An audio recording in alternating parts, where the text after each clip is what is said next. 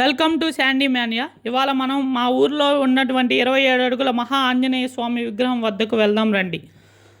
అలా కొంచెం మనం ముందుకు వెళ్తే మనకు మొదటిగా శివయ్య అండ్ గణపయ్య దర్శనం ఇస్తారు. శివయ్య అండ్ గణపయ్య చూసారా ఎంత చక్కగా ఉన్నారో.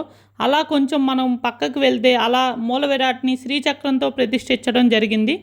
మనకి 27 అంగుళాల హనుమయ్యని ప్రతిష్ఠించడం జరిగింది. ఎందుకంటే మన హనుమయ్య విగ్రహం ఎత్తు 27 అడుగులు. అలా కొంచెం మనం ముందుకు వెళ్తే మనకి శ్రీరామచంద్ర ప్రభు దర్శనం ఇస్తారు. అలా కొంచెం మనకి అలా వెనక్కి నడుచుకుంటూ వెళ్తే లక్ష్మీదేవి ఉంటారు. లక్ష్మీదేవి చూసారా ఎంత చక్కగా ఉన్నారో.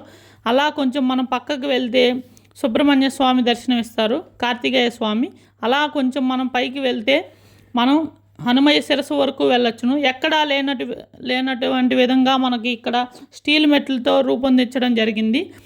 హనుమయ్య శిరస్సు వరకు మెట్లు ఉండటం జరిగింది. అదే ఇక్కడ విశిష్టత. అండ్ 27 అడుగుల మహా హనుమయ్య విగ్రహం మనకి ఇక్కడ కన్నులు విందుగా ఉంటుంది. అలా మనం పైకి వెళ్తున్నాం, రండి చూద్దాం పైన ఎలా ఉంటుందో. అలా పైకి వెళ్తూ ఉంటే చూసారా ఊరు ఎంత మంచిగా ఉందో. అప్పుడే వర్షం పడటం జరిగింది, ఎంతో కన్నుల విందుగా ఉంది. అలా మనం పైకి చేరుకోవడం జరిగింది. చూసారా హనుమయ్య శిరస్సు దగ్గరికి మనం వెళ్ళడం జరిగింది. చూసారా దాదాపు కిరీటం దగ్గరికి మనం వెళ్ళాం. ఎంతో కన్నుల విందుగా ఉంటుంది. ఇక్కడి నుంచి మనకి అభిషేకం, దండలు వేయడానికి, ఆకు పూజ అప్పుడు ఆకులు మామూలుగా పూలమాలతో అభిషేకించడానికి చాలా బాగుంటుంది. చూసారా మనకి ఊరు ఎంత చక్కగా ఉందో. మీకు ఊరు చూపిస్తా చూడండి. ఇక్కడ నుంచి ఊరు ఎంత చక్కగా కనిపిస్తుందో, పచ్చని చెట్లతో ఎంతో ఆహ్లాదకరంగా ఉంది. మనకు హనుమయ్య విగ్రహం చూద్దామండి. ఇది మన హనుమయ్య.